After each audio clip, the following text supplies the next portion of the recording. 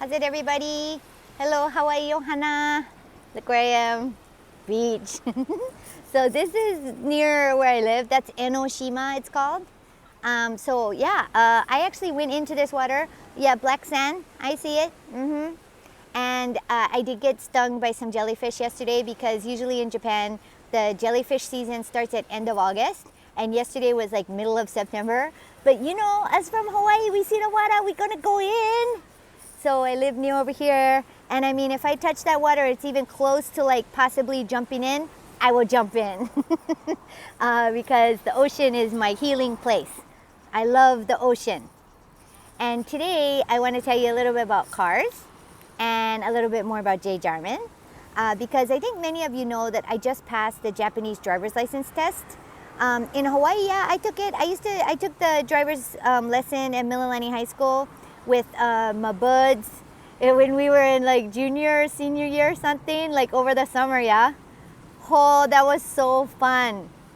But okay, I gotta admit, it's pretty easy going, yeah. At least when I took it in 19, whatever year that was, it was very easy going. So when you come to Japan and you try to get a license, if you're from America, they're pretty strict with you.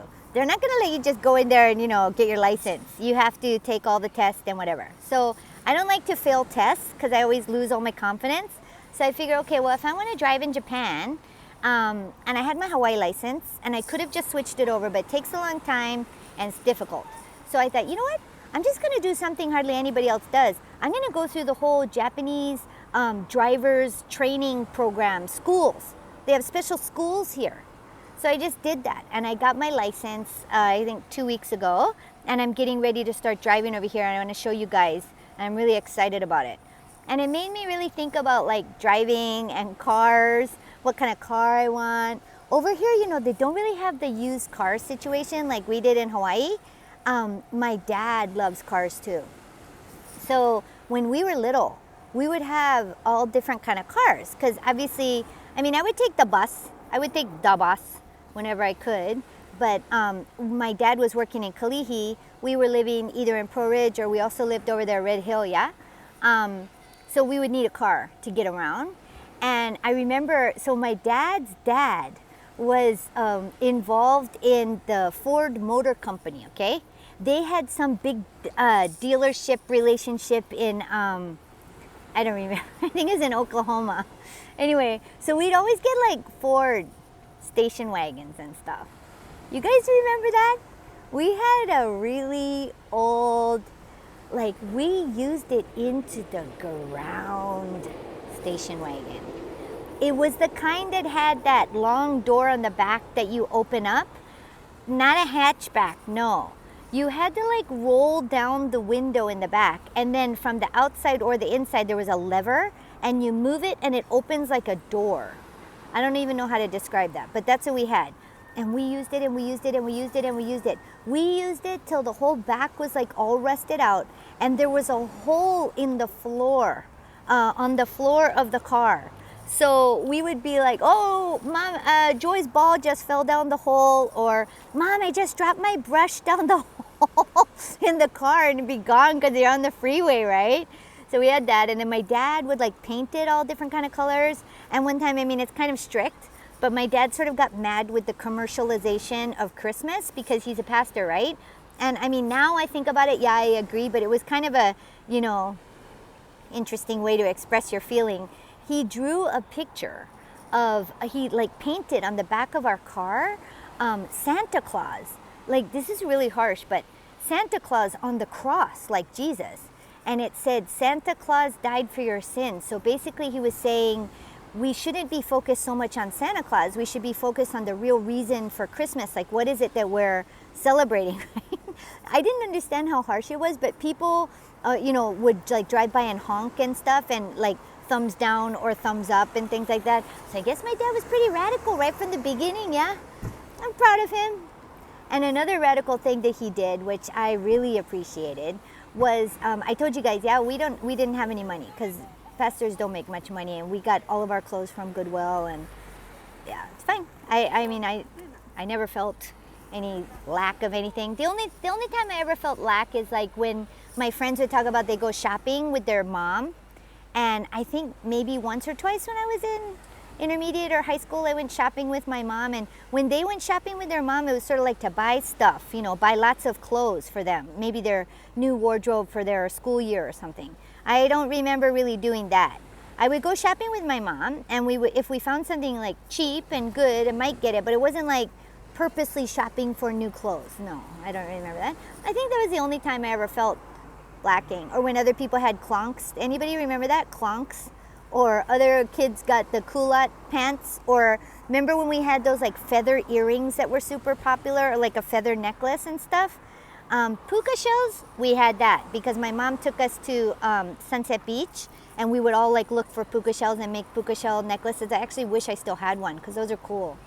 Anyway, so I never really felt much of a lack. But luckily, my grandfather, he had a little bit of means, okay, because he was a congressman. So he had some, I guess, savings. And so what he did for us, which was very kind, is that he gave us a little bit of money to start our college fund so that we could pay for college when we got old enough to go to college. And he also told my dad that you can be kind of flexible on how you use that money.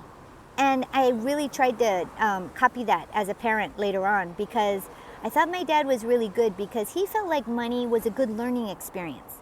Like learning how to handle money well, and how to use money well, and how to take care of something that you purchase, like that car, you know, like that station wagon that he literally used into the ground, you know, like using something for a long time, taking care of it.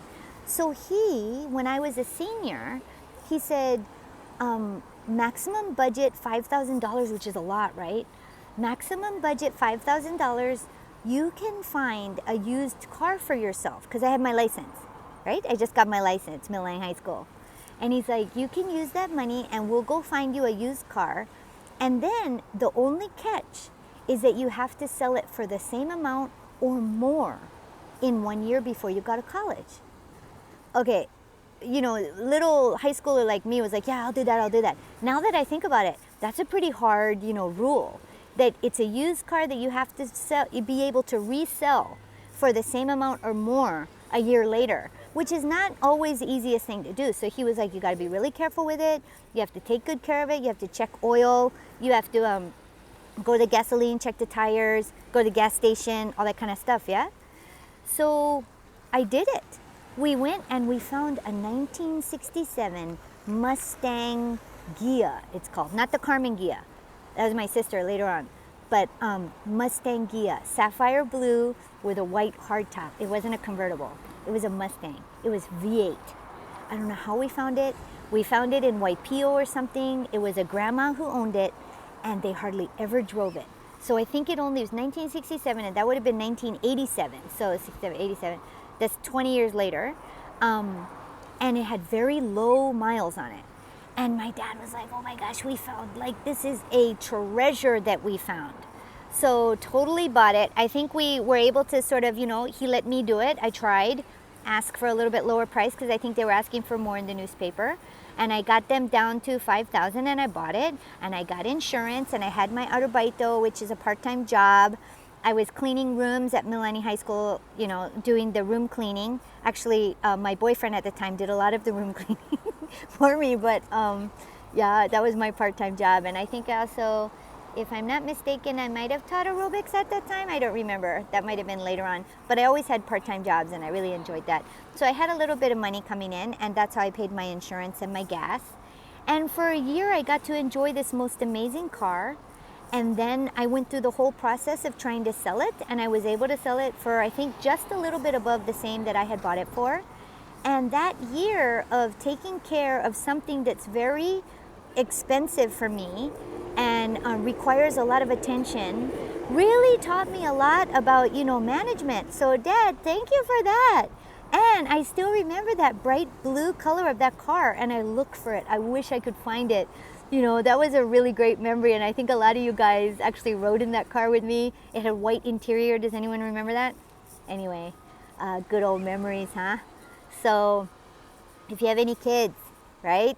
And if you're thinking about using any kind of money for education, especially in this Corona situation, like what is university going to be like from now, huh?